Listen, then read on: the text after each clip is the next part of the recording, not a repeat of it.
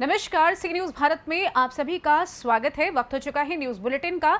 तो हम खबरों का सिलसिला शुरू करें उससे पहले आपको बता देते हैं कि हम चर्चा करेंगे हरदोई की, जहां कोटेदार पर लगाए गांव के ग्रामीणों ने गंभीर आरोप। साथ ही चर्चा होगी प्रतापगढ़ की, जहां मिशन शक्ति अभियान के तहत छात्राओं को किया गया जागरूक। आगे बढ़ेंगे और चर्चा होगी सुल्तानपुर की, जहां अत्यधिक बरसात के कारण हुई रास्ते की हालत खराब। इन तमाम खबरों पर करेंगे विस्तार से चर्चा। हरदोई के माधोगंज थाना क्षेत्र में मिशन शक्ति अभियान के फेज 5 के अंतर्गत माधोगंज के फूलमती मां सरस्वती विद्या मंदिर इंटर कॉलेज में जाकर थाना अध्यक्ष के यादव व महिला आरक्षी ने बच्चों को जानकारी दी। महिला आरक्षी ने महिला हेल्पलाइन नंबर व साइबर अपराध के बारे में और पुलिस हेल्पलाइन नंबर 112, 1090, 1076, 1098, 1930 आदि नंबरों तथा सरकारी योजनाओं के बारे में भी जानकारी दी व शिकायत पेटिका भी रखवाई। इस मौके पर थाना अध्यक्ष के यादव व पुलिस फोर्स व महिला आरक्षी रीता, महिला आरक्षी अनीता, महिला आरक्षी स्तुति मौर्य, महिला आरक्षी आराधना कुमारी मौजूद रहीं। हरदोई से सी न्यूज संवाददाता जितेंद्र की रिपोर्ट। भोजपुरी के जाने माने गायक और अभिनेता रितेश पांडे कैमूर जिला के भभुआ विधानसभा से चुनाव लड़ने की घोषणा की, जहां पार्टी के कार्यकर्ता चुनावी तैयारी में जुट गए हैं। उनकी नजर ब्राह्मण वोट पर है। बता दें कि भभुआ विधानसभा में ब्राह्मण बाहुल्य क्षेत्र है, जिसको देखते हुए रितेश पांडे भभुआ से चुनाव लड़ने की तैयारी में जुटे हैं। फिलहाल अभी किस पार्टी से जुड़ेंगे इस बात को नहीं बताया है, पर निर्दलीय चुनाव नहीं लड़ने की भी बात कही है। इस दौरान सैकड़ों समर्थक भी जुटे रहे। व्यवस्था की थी, फिर भी कितने लोगों तक मदद नहीं पहुंचा था, तो हम लोगों ने त्वरित माँ विंध्यवासिनी सेवा ट्रस्ट के नाम से एक, जैसे उस समय रजिस्ट्रेशन तो हो नहीं सकता था, ऐसे ही फेसबुक पे हम लोगों ने सेवा ट्रस्ट बनाया, उस पर एक नंबर जारी किया और लोग उस पर फ़ोन किए जिनको भी ज़रूरत थी संसाधनों की, और उनके सीधे अकाउंट में हम लोग बिना शोरगुल बिना हल्ला किए कुछ न कुछ अपने सामर्थ्य के अनुसार उनका सेवा किए, उनको पैसे भेजे उनके डायरेक्ट अकाउंट में। तो देखिए, सेवा भाव तो शुरू से है, लेकिन अब अगर हमें ये जिम्मेदारी मिल जाती है तो ये हमारा कर्तव्य हो जाएगा, ये हमारा धर्म हो जाएगा, तो हम सेवा और अच्छे से कर पाएंगे। क्या मुद्दे रहेंगे इस क्षेत्र के लिए? सबसे बड़ा मुद्दा मेरे ख्याल से शिक्षा, और जैसा ही खूबसूरती और जैसा एकदम प्रकृति के गोद में है भभुआ, इस पे अगर पर्यटन पे विकास जोर दिया जाए, इस पे ध्यान दिया जाए, तो ये सबसे खुशहाल विधानसभा होगा पूरे बिहार का आने वाले से लड़ेंगे वो आपको पता चल जाएगा।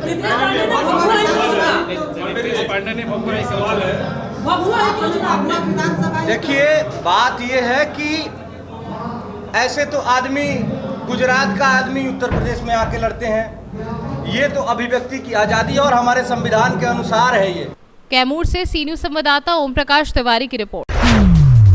ललितपुर के बिरधा ब्लॉक के अंतर्गत ग्राम झरकौन के ग्रामीणों ने जिलाधिकारी को संबोधित कर कोटेदार के विरुद्ध ज्ञापन दिया और लगाए कई सालों से कोटा राशन न देने के आरोप। मांग की कोटे का राशन दिलाए जाने की। क्या नाम है आपका? जयराम। कहाँ से आए हैं? झरकौन। अच्छा, क्या समस्या लेकर आए हैं? राशन नहीं मिलता। क्या है पूरा मामला?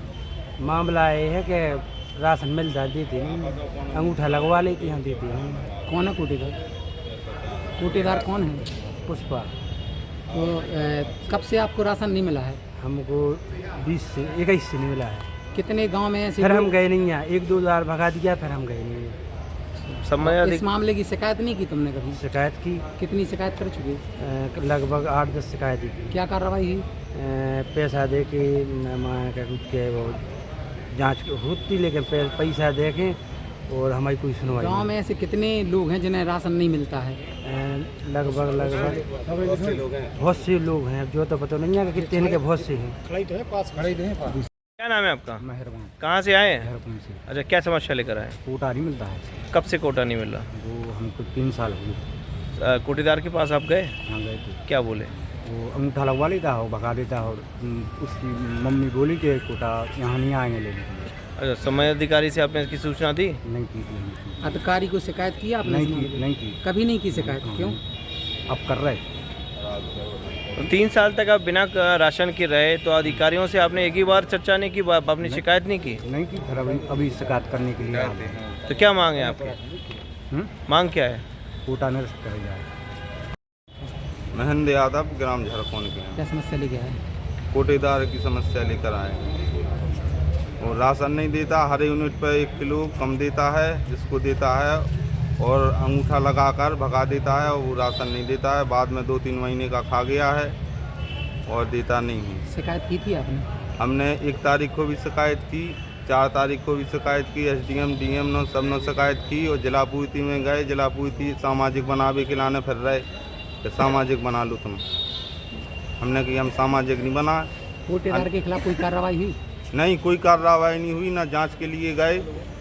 गांव में ऐसे कितने लोग होंगे जो राशन के लिए परेशान हैं? राशन पूरा गांव परेशान है, फिर भी कोई कार्रवाई नहीं? कोई कार्रवाई नहीं। सब लोग डराते हैं, गांव को धमकाता है, वो कोटेदार नेतागिरी करता है, और सब गरीब आदमी डरा जाते हैं। अभी कितने राशन धारक आए हैं डीएम के पास? अबे कम से कम 20 राशन धारक आए हैं। ललितपुर से सी न्यूज संवाददाता विकास सोनी की रिपोर्ट।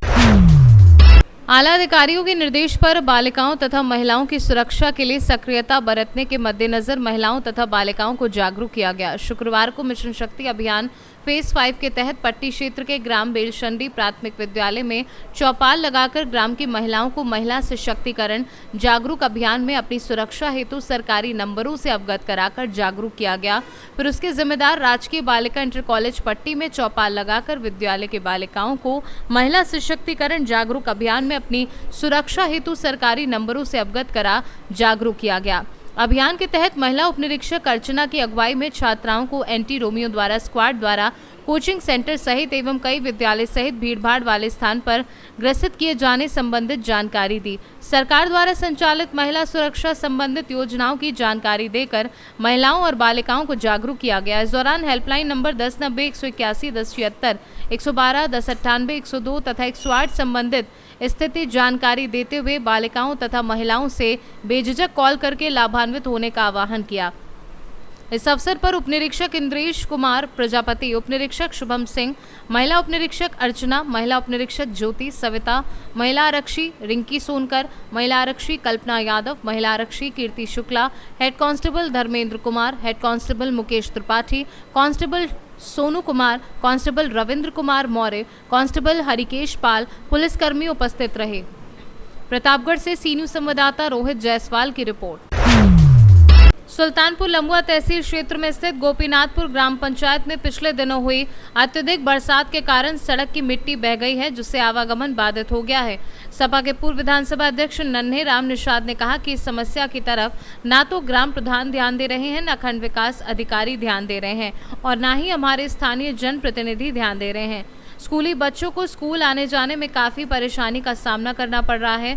इमरजेंसी की स्थिति में खटिया पर लाद कर हम लोग उसके बाद वहां की व्यवस्था कर अस्पताल ले जा रहे हैं। गांव की कई सड़क की मिट्टी बह जाने से रास्ता अवरुद्ध हो गया है। अगर खंड विकास अधिकारी समस्या को गंभीरता से लें तो तत्काल ग्राम प्रधान को निर्देशित कर सड़क की मरम्मत करवा सकते हैं और आवागमन सुचारू रूप से चालू करवा सकते हैं। सड़कें जो 3-4 दिन मूसलाधार बारिश हुई है और पूरे हमको लग रहा है कि पूरे विधानसभा लम्हुआ में जनजीवन अस्त व्यस्त हुआ है और तमाम मौतें भी हुई हैं इर्द गिर्द में। और हम लोग एकदम तराई इलाके में एकदम नदी के किनारे एकदम अंतिम छोर पर हम लोगों का मकान है और जो एकदम बहुत पिछड़ा गरीब तबका सब निषाद बस्ती है। और किसी तरह जो रास्ते चल रहे थे आज इतने डैमेज हो गए हैं, करीब आज 4 से 5 दिन हो गया है, लेकिन उस रास्ते पर ना तो ग्राम प्रधान जो मौके पर हैं ना वो तो उनकी निगाह घूम रही है और जो हमारे जनप्रतिनिधि हैं ना तो वीडियो के माध्यम से इस पर कोई कार्रवाई करवाए। और हम लोग अगर कहीं कोई किसी को दुख तकलीफ़ होती है तो आप समझ लीजिए कि उसको खटिया से भी उठा के फिर बहुत कोशिश करने के बाद हम लोग फिर यहाँ ले आ सकते हैं। और इतना डैमेज हुआ है कि अब क्या बताएं। शिकायत अब कम से कम प्रधान को संज्ञान में लेना चाहिए। सुल्तानपुर से सी न्यूज संवाददाता वाजिद हुसैन की रिपोर्ट। फिलहाल न्यूज बुलेटिन में बस इतना ही। देश दुनिया की तमाम खबरों की जानकारी के लिए आप जुड़े रहिए सी न्यूज भारत के साथ। हर खबर आपके साथ, आपके हाथ।